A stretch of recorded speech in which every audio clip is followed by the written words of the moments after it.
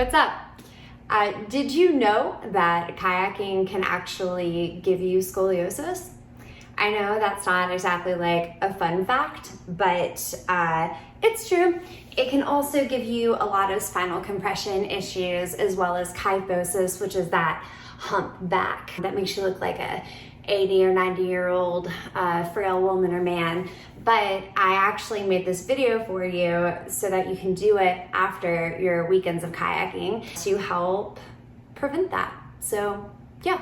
The biggest contributing factors to that spinal manipulation and that spinal compression actually come from a few different things. So of course, in your playboat, whenever you're doing tricks, you tend to have a dominant side and a non-dominant side. So you tend to overwork and torque one side of your body, one side of your core, and then the other side tends to be a little bit toned, not in a good way. Even though it's still strong, what happens is your spine winds up. So I'm right dominant, so your spine winds up getting kind of pulled a little bit to one side than the other, and so you get this curve going on, so scoliosis. You can also get a lot of compression, of course, in creaking with pitoning or goofing onto rocks or getting worked in a hole, things like that. So of course that's going to happen. That's going to give you some spinal compression. But honestly, a lot of it is going to be from carrying your boat. So you're not going to get as much of it from playboating because your playboat tends to be lighter, of course. And then secondly, playboating, you don't tend to have to carry your boat as far. So you don't have a lot of time with your playboat on your shoulder as opposed to your river runner or your creek boat, where you can hike anywhere from 1 to 6 miles plus. You can hike for whole days depending on what part of the country or part of the world that you're kayaking in. So that takes a lot more pressure and torque on your muscles. Often people try to offset that by putting your boat on the other shoulder, but realistically we tend not to carry our boat on our non-dominant side as much as we do on our dominant side. And then of course you have carrying your boat on your head, which helps prevent that side to side movement of your spine over time. However, it still presents a lot of pressure on your spine and a lot of compression. So now that all of that not fun stuff is behind us, I'm going to show you a few things that you can do after kayaking to help offset this movement in your spine over time.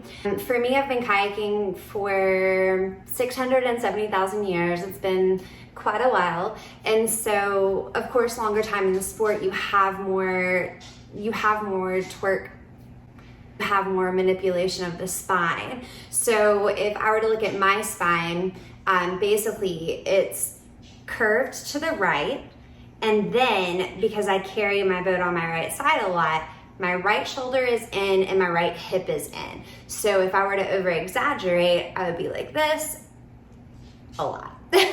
So I do a lot of things whenever I get off of the river, whenever I get back home, to help fix that. So I'm not gonna go overboard. I'm not gonna give you a whole bunch of things because really I just want you to take a few and stick with those. And yeah, if you have a really tight hips or a tight back, grab a yoga block or a firm pillow. You can sit on some books. You can sit on the edge of your kayak, something, because the tighter your hips are, the more important it is for your hips to be elevated, because what you want is for your knees to be in line with your hip or below your hip. So if your knees are up here and you have a really tight hips, all it's gonna do is create extra low back pain and it's not gonna feel comfortable. So just elevating yourself just a few inches off the ground to help that angle between your hip and your knee will make all the difference in the world.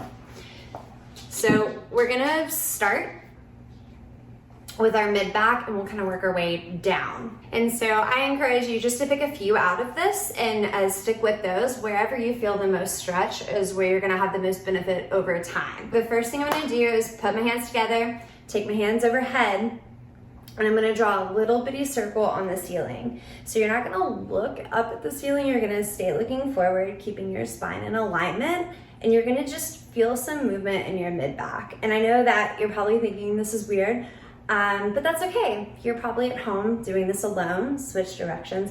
So there's really no one to judge you but your dog or your cat if you're into that.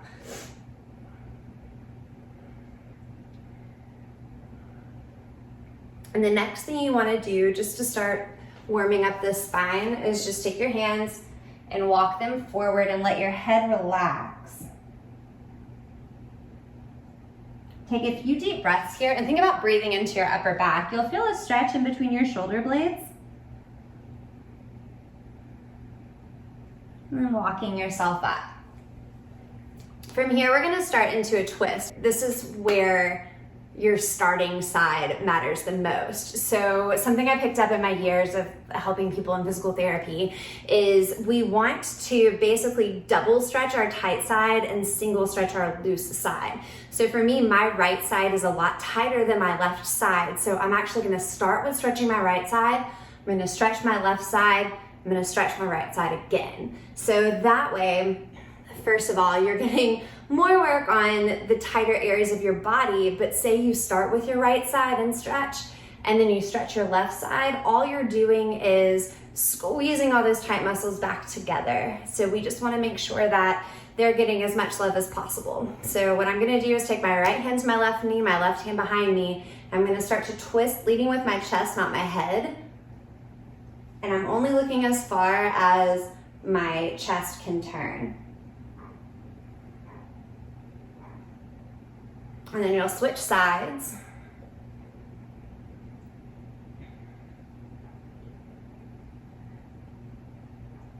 And then we switch again.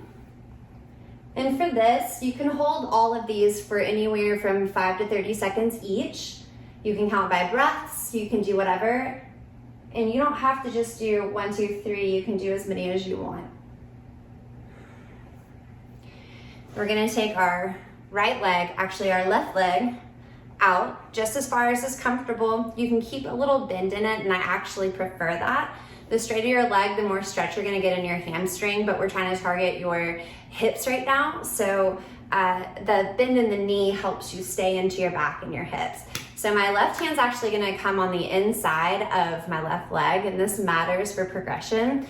Right arm overhead, and then you're gonna start to reach toward the left foot. It's not gonna go very far, and the biggest thing is think about keeping that straight line. The next thing to think about is keeping your right hip pressed into the mat or into the floor, whatever, because once it starts to come up, you lose that stretch. And so you'll come up and we'll switch. So again, just little bend. You wanna grab from the inside. Left arm comes up and over, pressing the left hip into the ground.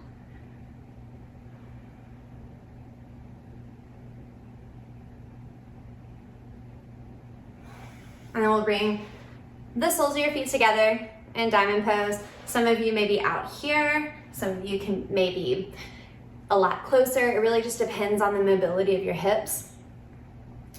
And what you're gonna do, I'm gonna take my right side first. Like I said, I'm gonna press my right hand, maybe mid-thigh. You can bring it a little bit closer if you want. But what you're gonna do is just push into the thigh down towards the ground and lean away from it. Your free hand can come behind you for a little bit of help. And you're gonna start to feel it opening in your hip. And then the more you start to lean, if you have that available to you, then the more you'll start to feel it in your flank or this side of your body. Specifically those muscles that are in between the rib cage and the hip. Here's what it looks like from the side. I'm just gonna push down on my left hip, right hand behind me. And if you need more of a stretch, you'll come forward and start to push away. And so what that looks like is I start to bring my free hand in front, and I start to take my shoulder towards my knee as I push away. And that's just gonna give you some more length in your spine and some more room between your hip and your rib cage. And we switch.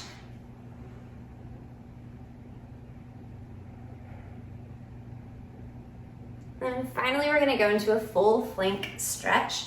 So I'm gonna start my left foot out. Again, it's at about 45 degrees. It's not straight in front of me. It's not straight out to the side. If you have very, very tight hips, which chances are you do.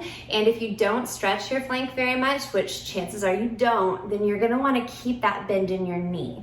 But if you wanna try to go for it, I'm gonna walk you through it. So I'm starting by stretching my right side first. Like I said, left hand comes on the inside of my leg. And then I'm gonna reach towards my left ankle. Well, first I'll take my right arm out. So right arm up, nice and straight line, then start to reach towards my left ankle, and then right arm will come over as far as is comfortable. Again, the things to remember is keeping a straight line from your hip all the way to your hands, so you're not gonna try to bend and things like that, because we want this side to stay straight too. The other thing to think about is still pressing your right hip into the ground. And then this is a good one to stay in for 30 seconds because gravity helps you here. And you get a lot of stretch along the side of your spine, along those muscles that get really, really tight from overworking and stabilizing. Now, if this is a good stretch, stay here. And then over time, you can start to come further and further and further, but don't try to just get to the ground for the sake of getting to the ground, because then you come out of that straight line in the spine. And you'll come up and you'll give yourself just a second. And as you switch, you'll work into the same stretch. So it's just a flank stretch.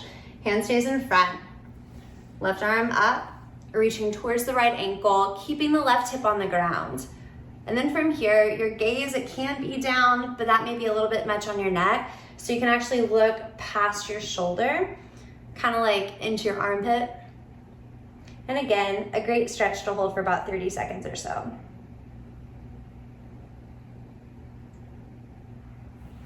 So those are the ones I'm gonna leave you with. Your circles, folding forward, your baby flank, your diamond with your press, and then your full flank. And just choose a few and save this video if you find it helpful, but it really is good to do after the river, especially for weekend warriors who spend as much time, if not more time, in the car as they do in their boats. This is also gonna help your rotation. It's gonna help your performance with play boating and with creek boating, but more than anything, it's just gonna prevent you from getting scoliosis over time if you plan on staying in this sport for any length of time, and it's gonna help relieve a lot of hip and back pain. If you have any questions, let me know. If you have any specific other areas you have trouble with that you wanna know how to stretch or to strengthen, let me know, and I'll see you on the river soon.